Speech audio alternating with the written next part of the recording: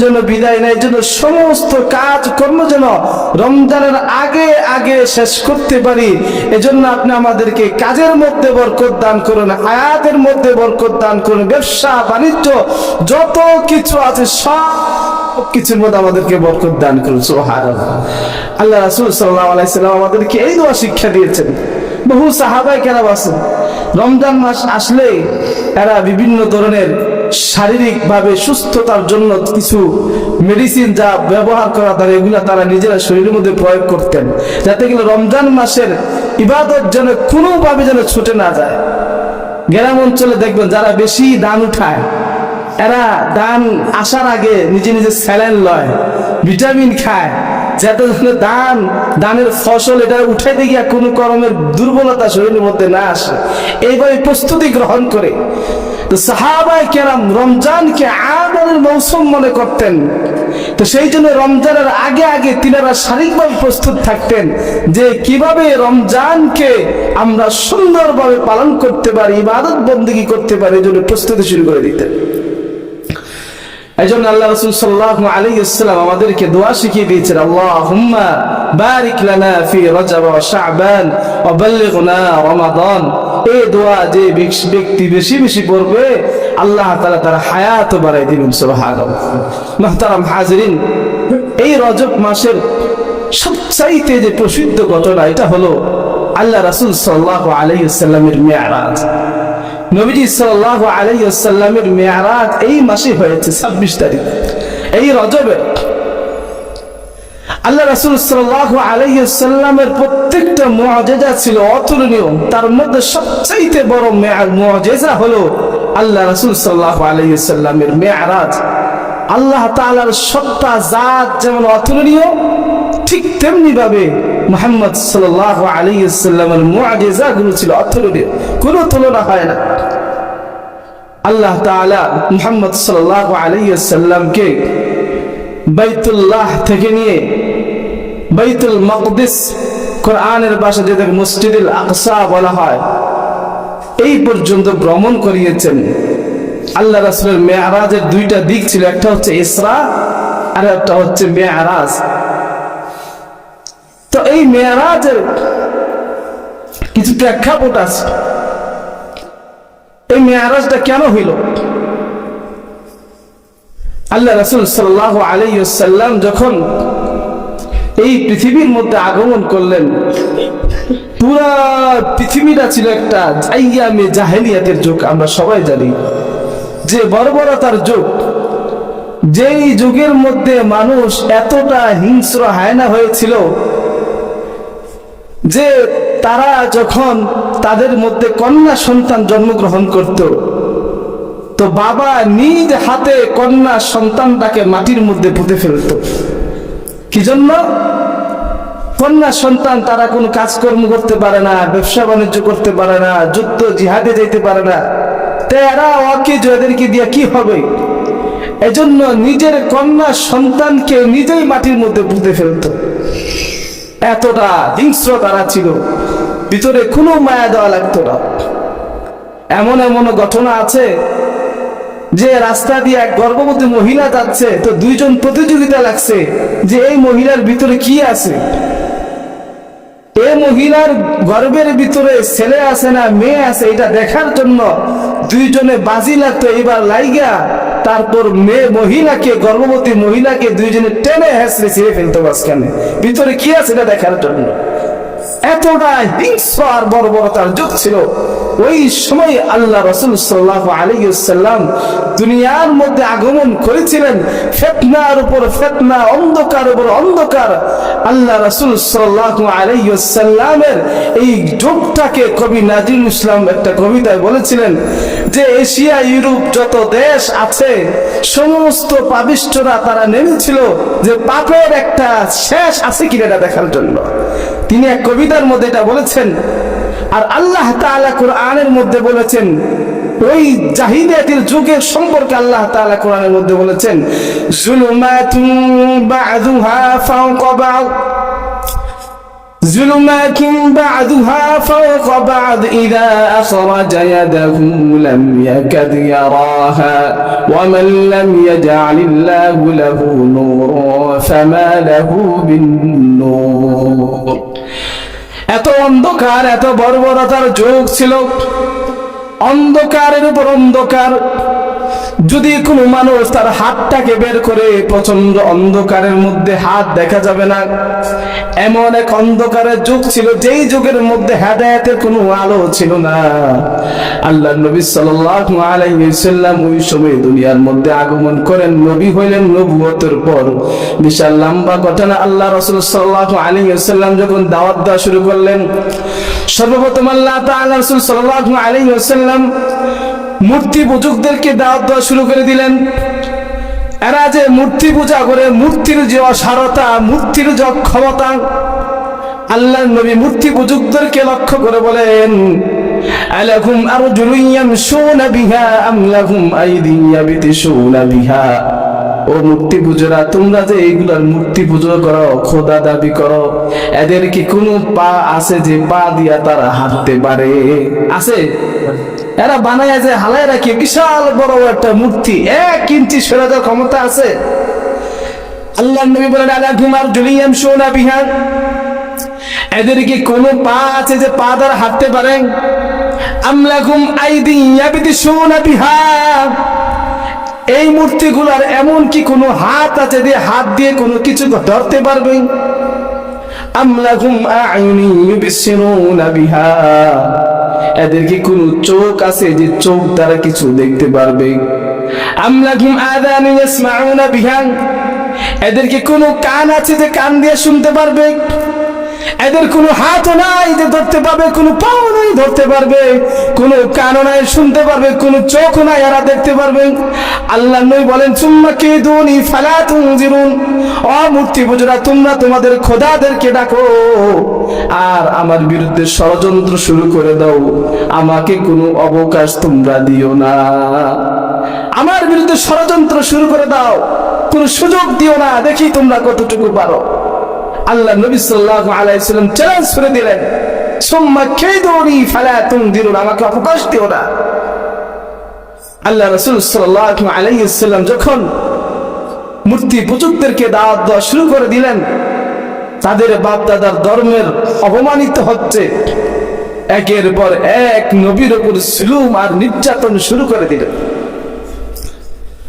আল্লাহ রাসূল সাল্লাল্লাহু আলাইহি ওয়াসাল্লাম এত নির্যাতন করেছিলেন, সমস্ত নবীদের নির্যাতন এক জায়গায় রাখলে আল্লাহ রাসূলের নির্যাতন সবচেয়ে বেশি হবে। আল্লাহ নবী সাল্লাল্লাহু আলাইহি ওয়াসাল্লামকে এত পরিমাণ নির্যাতন তারা করেছিলেন, যেহেতু আমাদের ঘটনা মেরাজের ঘটনা, আমি ওইদিকে যাচ্ছি না।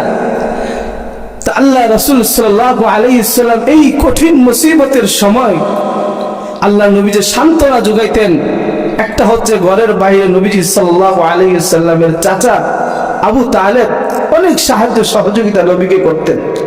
যদিও ঈমান আনে নাই, নবীকে সাহায্য করতেন, নবীর কাজে সহযোগিতা করতেন। আর ঘরের ভিতর থেকে সাহায্য যোগাতেন আম্মা জান খাদিজাতুল কুবরা।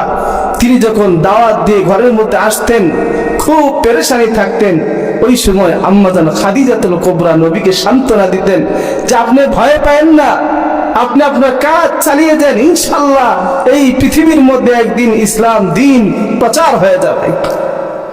আল্লাহ রাসূল সাল্লাল্লাহু আলাইহি ওয়াসাল্লাম সান্ত্বনা হইতেন। কিন্তু দুঃখজনক হলো, একই বছরে এই দুই ব্যক্তির মৃত্যু হয়ে যায়।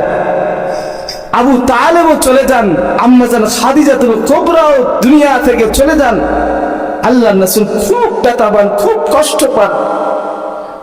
এই খুব কষ্ট পাওয়ার সময় কিছুদিন পর, যেহেতু আবু তালেব চলে গেছে, এবার সমস্ত কাফের লিডার যারা ছিল, এরা একটা গোপন মিটিং করছে যে মুহাম্মদকে যে কোনো মূল্যে দুনিয়া থেকে তাকে বিদায় করে দিতে হবে।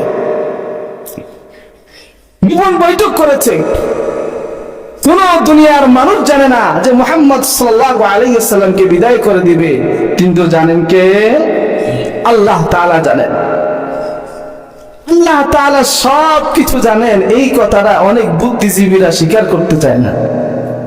যারা পড়াশোনা করতে করতে, বাংলা পড়তে পড়তে অনেক উচ্চ লেভেলে হয়ে যায়, এরা এটা স্বীকার করতে, যারা নাস্তিক এরা স্বীকার করে, এরা আল্লাহ বলতে অস্বীকার করে, আল্লাহ বলতে কিছুই নাই। আল্লাহ তাআলা যে জহের বাতের গোপন প্রকাশ্য সব কিছু দেখেন এবং জানেন, এটা কিছু বুদ্ধিজীবী স্বীকার করতে চায় না। তো আসলে কি বিষয়টা কি এমন? আল্লাহ তাআলা কি সবকিছু জানেন না? সবকিছু দেখেন না? সাত জমিনের নিচে একটা পিপিলিকা যদি হাঁটে, আর এই পিপিলিকার যে পায়ের যে আওয়াজটা, এই আওয়াজটা পর্যন্ত আল্লাহ রাব্বুল আলামিন জানেন। সুবহানাল্লাহ।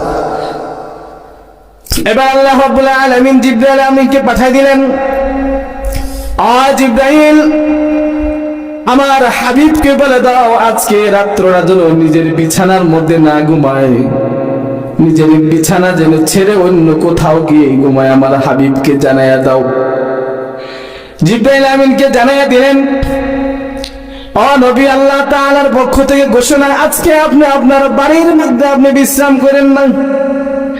এখন আপনাদেরকে আমি প্রশ্ন করি, আল্লাহ তাআলা যে খবরটা পাঠাইলেন, আল্লাহ তাআলা কি চাইলে পারতেন না নবীজি যেই বিছানার মধ্যে ঘুমান ওই বিছানার মধ্যে রাইখা নবীকে সাহায্য করতে পারতেন না?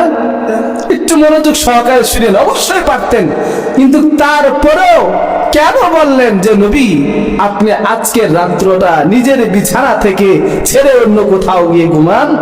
এই কথা বলে উম্মতে মুহাম্মাদীকে শিক্ষা দিচ্ছেন, ইয়া আইয়ুহাল্লাযীনা আমানু খুযু হিসরাকুম, এ উম্মতে মুহাম্মাদীরা তোমরা তোমাদের নিরাপত্তাকে আগে তোমরা চেষ্টা করো, তোমাদের ডিফেন্সকে আগে নিজেরা তোমরা শক্তিশালী করো, তারপরে আমার কাছে আশ্রয় চাও। আল্লাহ রাসূল সাল্লাল্লাহু আলাইহি ওয়াসাল্লাম এই শিক্ষা উম্মতকে দিচ্ছেন নবীর মাধ্যমে, যে আগে নিজেরা মধ্যস্থতা অবলম্বন করে তারপর আল্লাহ তাআলার কাছে সাহায্য চাও। আপনার কাছে অনেক দামি একটা সম্পদ আছে, আপনি যদি রাস্তায় ফালা দিয়ে করে এটা আল্লাহ রক্ষা করবো, তাহলে এটা সবচেয়ে বড় বোকামি। এটাকে আপনাকে আল্লাহ তাআলা শক্তি দিচ্ছেন, বিবেক দিচ্ছেন, বুদ্ধি দিচ্ছেন, আপনার চেষ্টা আগে করতে হবে। আরে আল্লাহ তাআলা চাইলে পারেন, কোন ফায়াকুন বললে পৃথিবী জমিন সৃষ্টি হয়ে যায়, আর আপনি জিনিস রক্ষা করতে পারবে না? আল্লাহ তাআলা মুহাম্মদ সাল্লাল্লাহু আলাইহি ওয়াসাল্লামকে জানাই দিলেন, বন্ধু আজকে আপনার বিছানাটাকে একটু আলাদা করে শুয়ে যান। নবী মুহাম্মদ সাল্লাল্লাহু আলাইহি ওয়াসাল্লাম রাতের বেলায় চলে আসলেন নবীজির চাচাতো বোন উম্মে হানির ঘরের ভিতরে। উম্মে হানির ঘরটা ছিল বাইতুল্লাহর কাছে কাছে।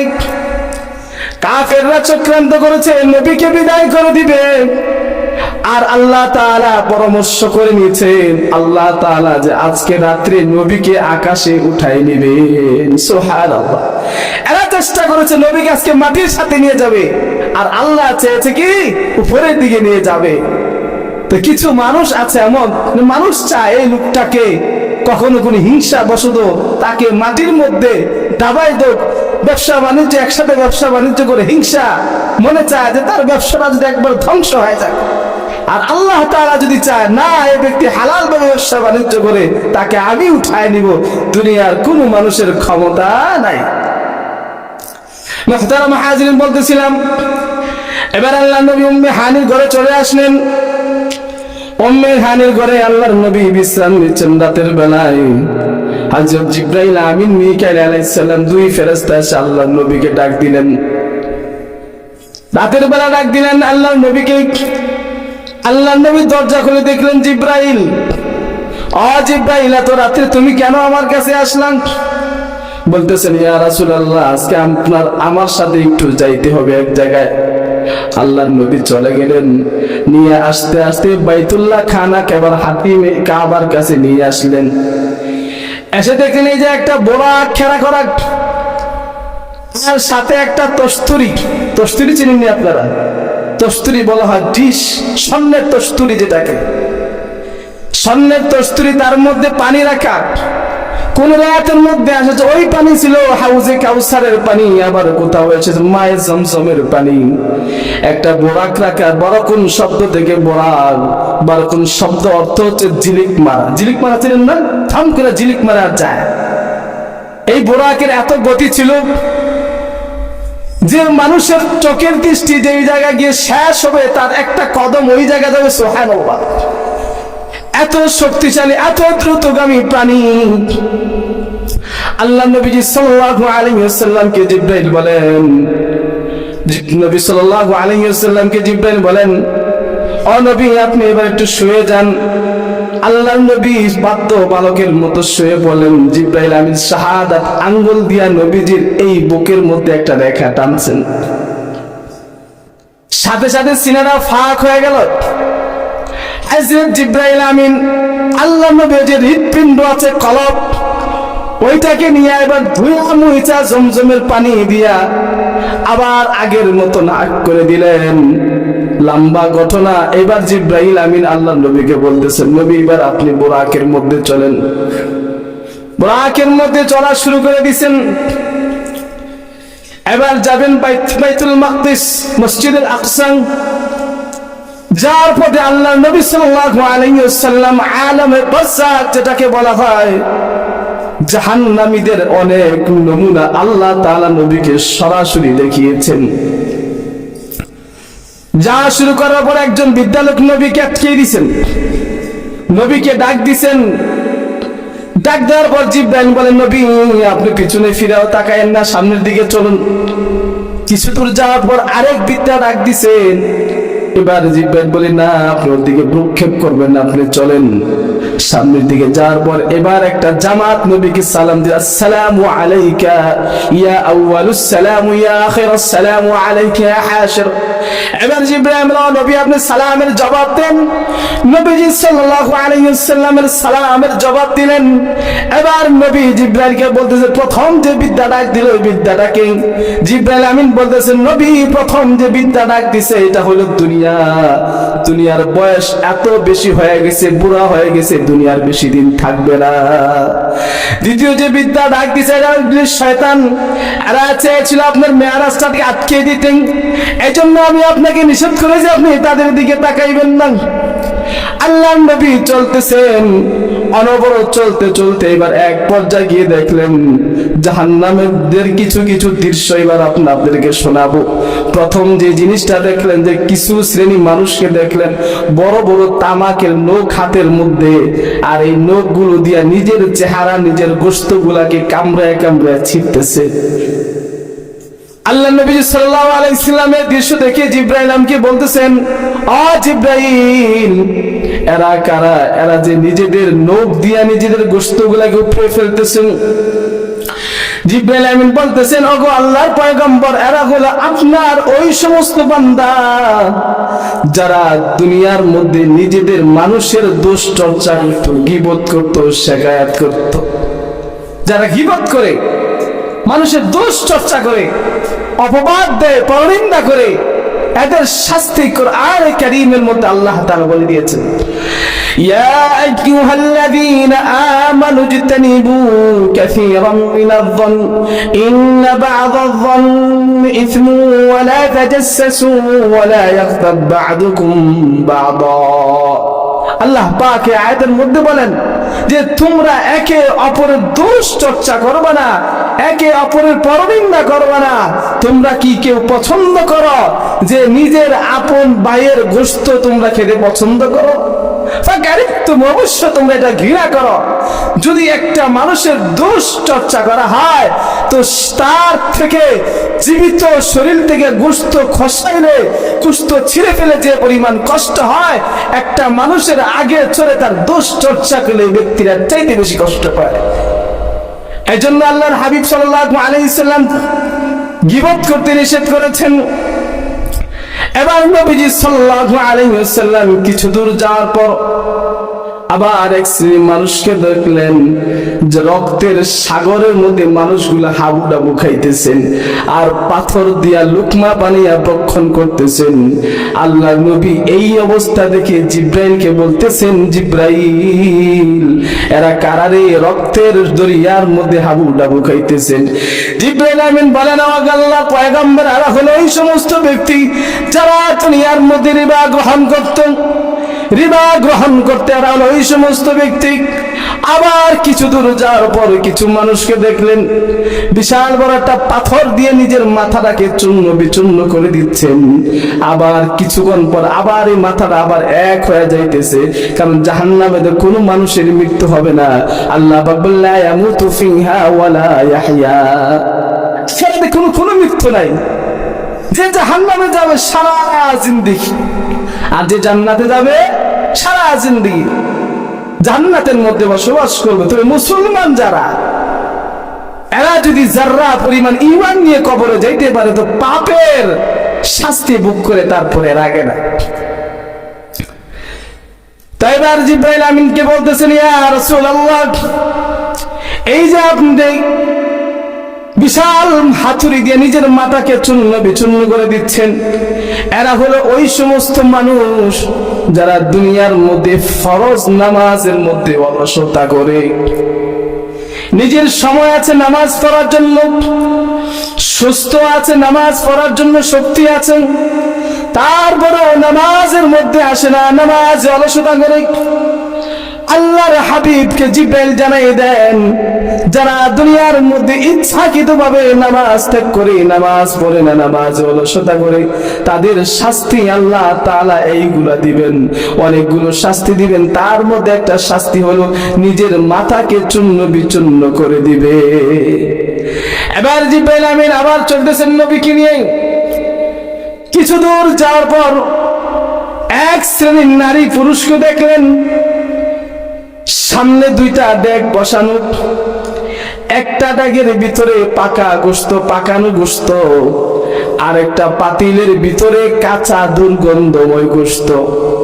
ওই মানুষগুলা পাকা গোশতটা, ভালো গোশত না খাইয়া কাঁচা যে দুর্গন্ধ গোশত আসছে এই গোশতটা খাইতেছেন। ভালো মানুষ হলে কি করতে বলেন? ভালো গোশতটা খাইতো না, এরা পাকা দুর্গন্ধময় কাঁচা গোশত খাচ্ছেন।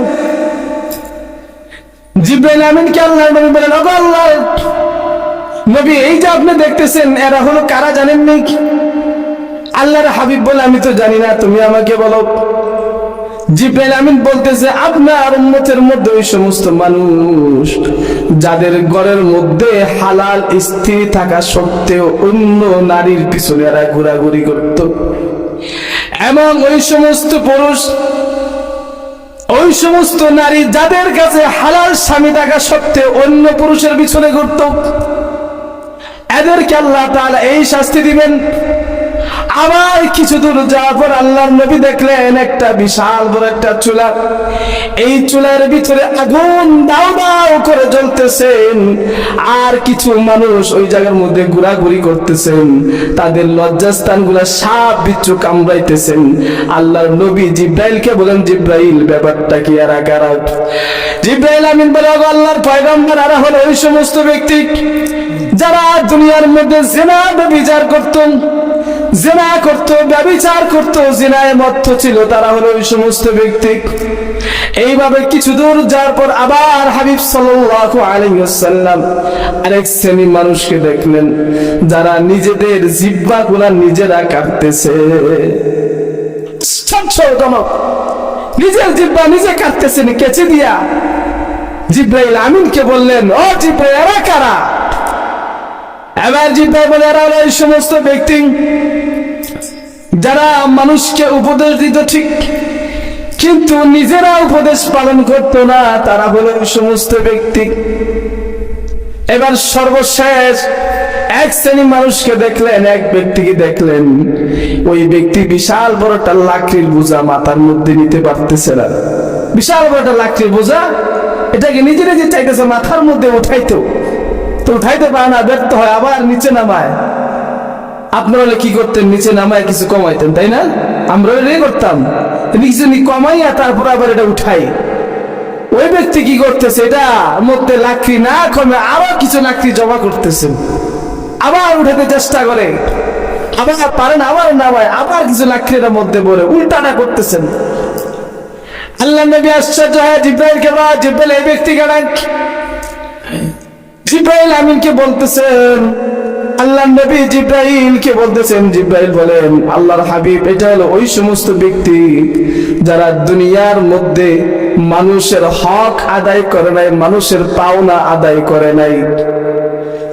মানুষের হক যারা আদায় না করে কবরের মধ্যে যাবে, কবরের শাস্তি হওয়ার আগ পর্যন্ত দিন দিন তার পাওনার বোঝাটা ভারী হতে থাকবে। আল্লাহর হাবিব সাল্লাল্লাহু আলাইহি ওয়াসাল্লামকে বাইতুল্লাহ থেকে নিয়ে বাইতুল মাকদিস পর্যন্ত আলামে বারযাখের মধ্যে জাহান্নামের কিছু চিত্র একের পর এক এইভাবে দেখাইছে।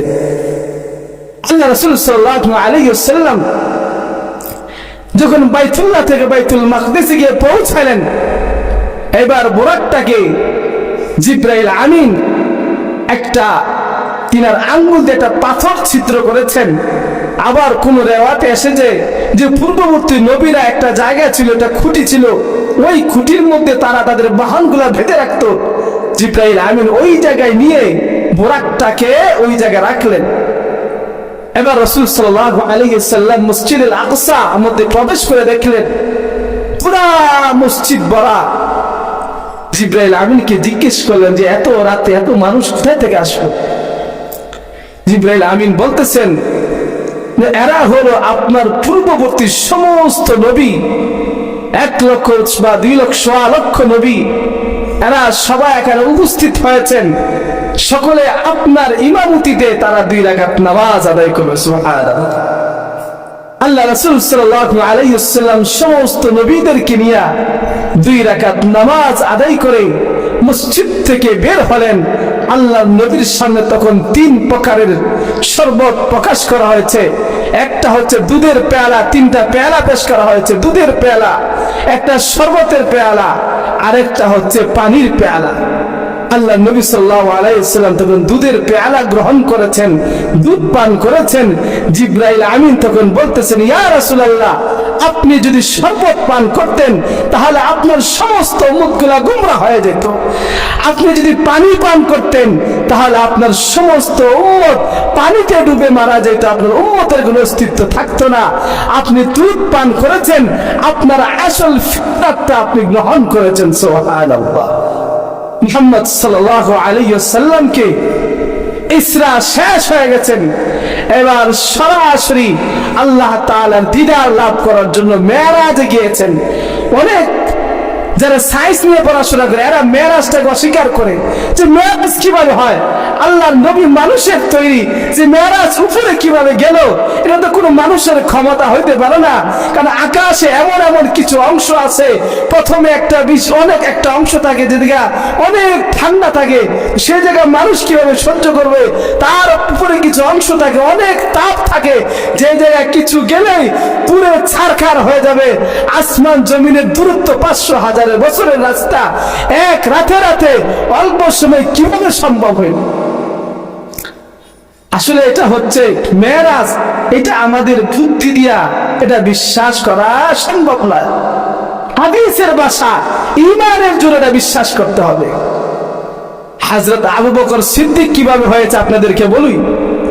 আল্লাহ রাসূল সাল্লাল্লাহু আলাইহি ওয়াসাল্লামকে মেরাজে আসার পর যখন ঘোষণা দিলেন, তা আবু বকরকে আবু জাহেল জিজ্ঞেস করতেছে শুনছ কোন ঘটনা শুনছো? বলতে কি হইছে? শুনলাম। আচ্ছা তুমি বলো তো, একজন মানুষ অল্প সময় আকাশ থেকে গিয়া 7 আসমানে গিয়ে আবার নেমে আসছে, এটা কি বিশ্বাস করার কথা? তা আবু বকর বলতেছে না, বিশ্বাস করার কথা না। এবার আবার পাল্টা প্রশ্ন করছে, তো এরা কে বলছে? তো বলতেছে তুমি জানো না এরা কে বলছে? তোমাদের লিডার মুহাম্মদ বলছে। যদি মুহাম্মদ বইলা থাকে তাহলে সত্য। সুবহানাল্লাহ। কেমন ইবাদ ছিল! এরপরে আবু বকর সিদ্দিক রাদিয়াল্লাহু তাআলা উপাধি হয়ে গেছেন। এত ঈমানের জন্য বিশ্বাস করতে হবে। বিজ্ঞান সায়েন্স দিয়ে মেরাজকে বিশ্বাস করলে বেঈমান হওয়া লাগবে। অনেক মানুষ মেরাজের আলোচনা শুনলেই গায়ের মধ্যে চুলকানি উঠে যায়, কি কয়, কি অসম্ভব, নবী মানুষের তৈরি সে কিভাবে 7 আসমানে চলে গেল? আল্লাহ তাআলা আমাদেরকে সুযোগ হলে ইনশাআল্লাহ আগামী সপ্তাহে আল্লাহ রাসূল সাল্লাল্লাহু আলাইহি ওয়াসাল্লাম মেরাজ সম্পর্কে আরো বিস্তারিত আলোচনা